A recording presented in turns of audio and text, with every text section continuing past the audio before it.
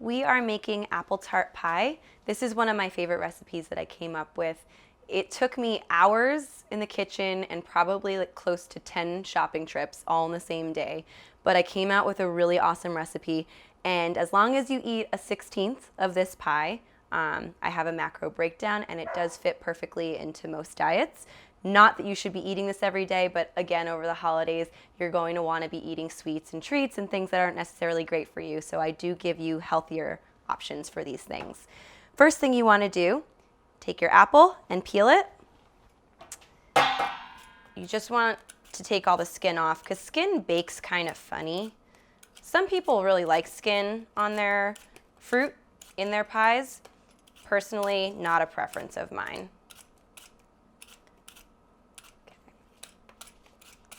And you just want to peel it. It's okay if there's a little bit of peel left on the bottom or on the top. That'll bake just fine. Next thing you want to do, cut this in half and then cut it into quarters. You're going to notice that you have the core in there still. So you want to, let me take this out of the way. You want to decore it. So you want to take that little piece off. Throw that away. And you're going to do that for all of them, even if you don't see a core necessarily. Like this one, you don't really see a core in there, but there is something in there, and you're going to get this really weird kind of crunchy piece at some point if you don't do that. And nobody wants to break their tooth on Thanksgiving. Then you slice these guys up, not very thin. Some of them could be thin, some of them could be thick. They really can just vary. It's not super important.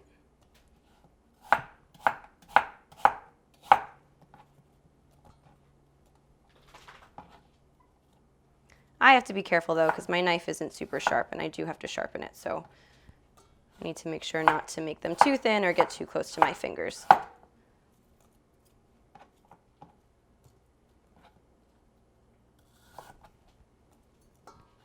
All right, last one. Perfect. So now we have all of our apples all cut up in here, and we are going to make the mixture that you are going to mix the apples in. What we're going to do, usually take a small mixing bowl, but I've run out of bowls at this point, so now we're going to use a large mixing bowl. And you're going to take your brown sugar, throw that in there.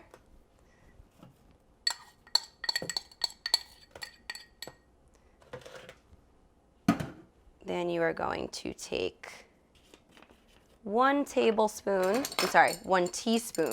That's actually a huge difference. Don't make that mistake. Of cinnamon. You're going to do a teaspoon of sugar-free maple syrup.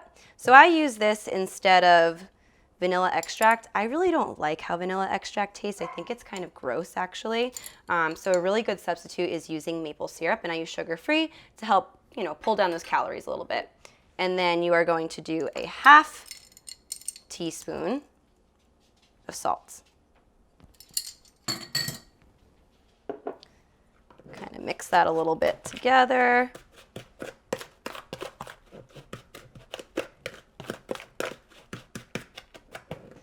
And then you take a 1/2 lemon and you squeeze the juice in there. I flip it over. I think you get more juice out of it. And you do, clearly. Then mix that up. And you'll get this really sugary, dense liquid, which I'll show you once it's mixed. Looks something like that. And that is what you are going to pour over the apples. And you are going to toss the apples in this mixture.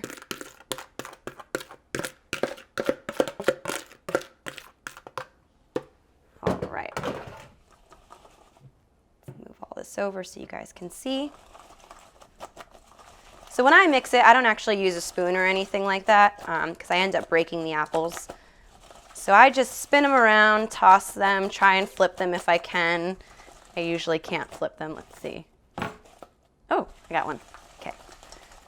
And then once they're all evenly coated, it should look something like this. And that is when you are ready to set them to the side and start making your dough for your crust. Now we are making our apple tart pie crust. This is very simple and requires very few ingredients. The first thing you need is 1 1/3 cups of flour. So we're going to pour this in to a big mixing bowl. A 1/4 cup of brown sugar. Get all the ingredients out. Then you are going to need a 1/4 teaspoon of cinnamon and a 1/2 teaspoon of salt.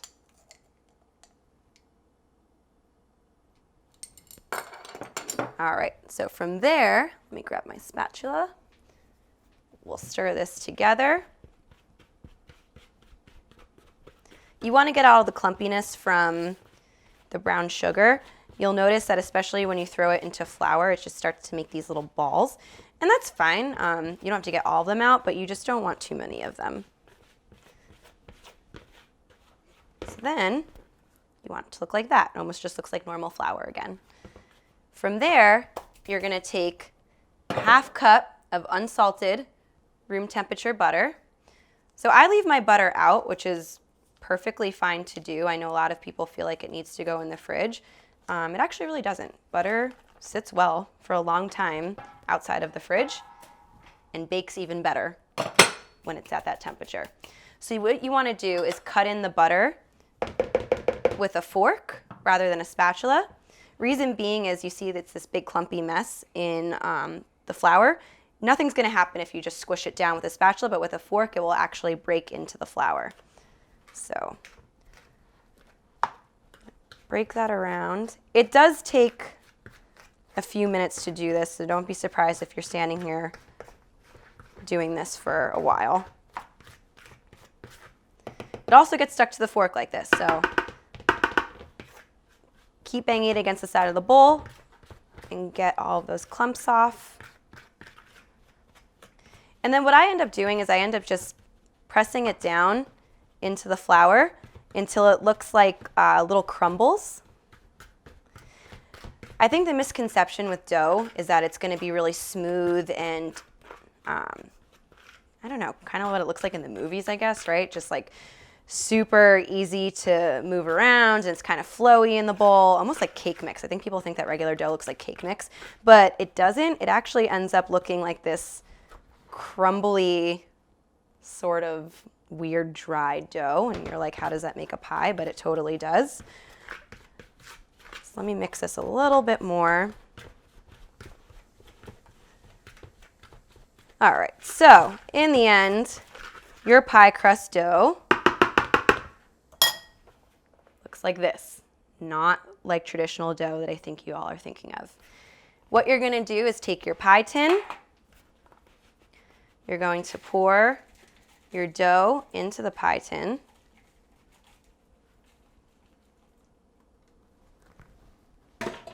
And then settle it out and shape it, which just means that you press down. So this is actually a no roll, no cooling dough that I came up with. I hate rolling things out because I think that it takes forever. It's really messy. I also am just really bad at rolling things out. Like whenever I roll things out and then try and fit it into something else, it just doesn't fit. And it's really just, honestly, personal preference is really, really annoying to me. So I came up with a dough that you can just press out with your hands in the pie tin. And it's just way easier. Like I'm literally almost done making the dough. If I was making normal dough, I would not even be halfway there yet. All right, so it's all flattened out now. So you want it to be like an even layer. You don't want it when you're pressing it down, you don't want to feel any clumps in there. It's almost like a breast exam. That's kind of what I just thought of. You just want to make sure that it's all flat. And it looks like this. From there, simple enough. You take those apples that have been sitting. Oh, no, you don't pour them. This is my brain shutting down for a second. You pour them when you're not giving them to anybody, but when you're making this for an event or for a special somebody, you actually want to place the apples on there so they look really pretty and like you bought it from a store.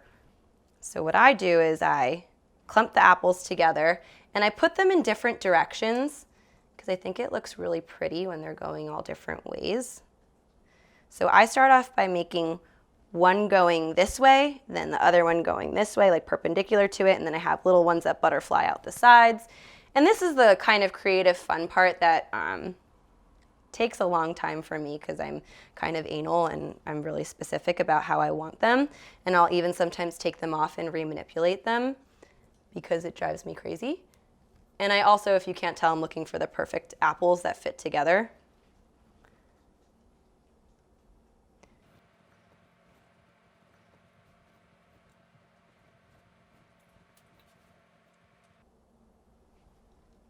For some of you, this might not actually be fun. This might just be like really annoying. It's kind of therapeutic for me.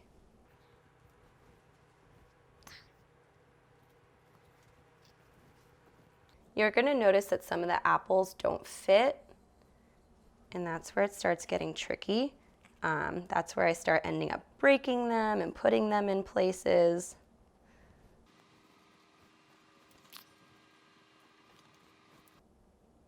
My dough came up a little bit. That's okay, just press it back down. All right. Almost there.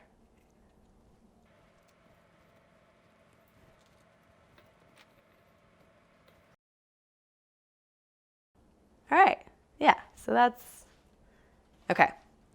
So now what you want to do is take some melted butter, this is 2 tablespoons, and pour it into the remaining of that marinade that you had from the apples. What you then do is mix it together so you get this buttery cinnamon sugar sauce. You take a brush and you brush it on top of the pie.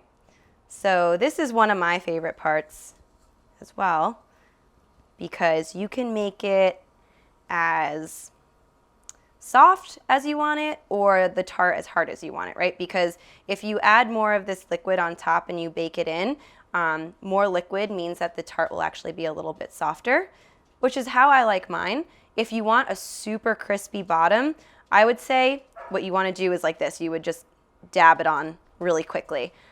I don't like doing that. I like a little bit more flavor. I think it tastes better. The texture is really great. And I even try and get some of this in those areas where you weren't able to get apples. So that part of the tart does also stay crispy, but not totally crispy. Gets a little softened. There we go. So then your end result before you bake it should look something like this.